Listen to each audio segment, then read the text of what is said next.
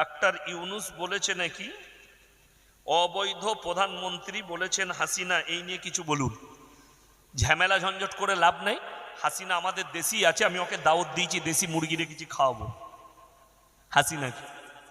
আর আমি ইনশাল্লাহ জানুয়ারিতে যাচ্ছি। কোথায়? বাংলাদেশে। জানুয়ারিতে বাংলাদেশে যাচ্ছি। ভোট খুব তাড়াতাড়ি হবে।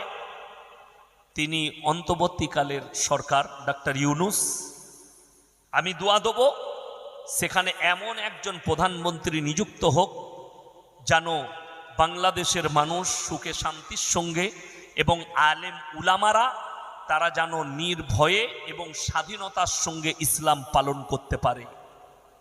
আর যেন কোনো আলেমকে আয়না ঘরে ঢুকতে না হয়। আর হাসিনাকে বলবো আপনি তাড়াতাড়ি চলে যান, বুঝতে পারবেন আয়না ঘর আপনার জন্য ইন্তেজারি করছে।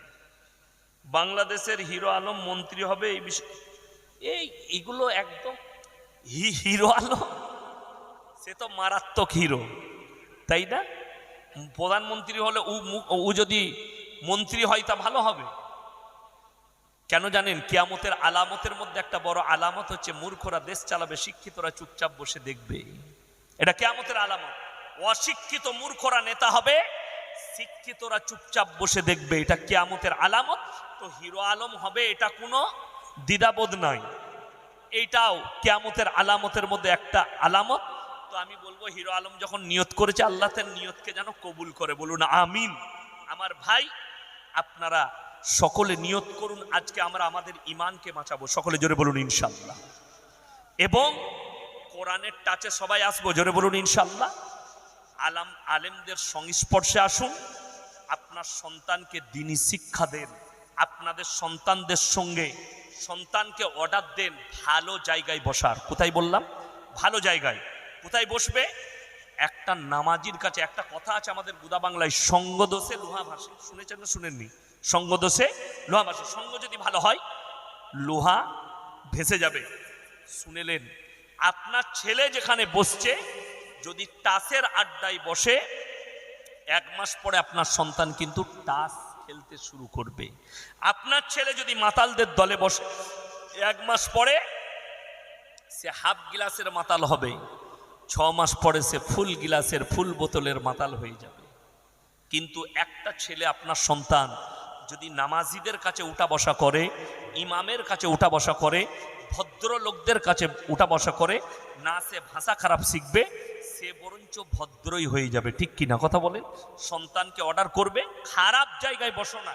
আজকে অবাক লাগে, সমাজের প্রতি দুঃখ কোথায় জানেন? একটা বাচ্চা মেয়ে মাধ্যমিক দিয়েছে 16 বছর বয়সে, ফার্স্ট ডিভিশন পাস করেছে। নানাকে ফোন করে বলছে, নানা আমি ফার্স্ট ডিভিশনে পাস করেছি গো। পাস করেছো? বাহ, আলহামদুলিল্লাহ। কি লিবে বলো?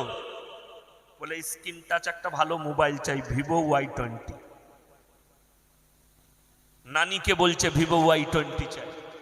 লাতনি চেয়েছে, পয়সা নাই, কারো কাছে 5000 ধার করেছে, আর নানি কোপরে কাপড় গুঁজে গিয়ে রাস্তায় বেরিয়ে গ্রুপ লোন নিয়েছে 10,000। লাতনিকে মোবাইল দিয়ে 15,000 টাকার একটা মোবাইল কিনে দিয়েছে, যেটার দ্বারা সে জিনায় লিপ্ত হচ্ছে, যেটার দ্বারাই তার জিন্দগি বরবাদ।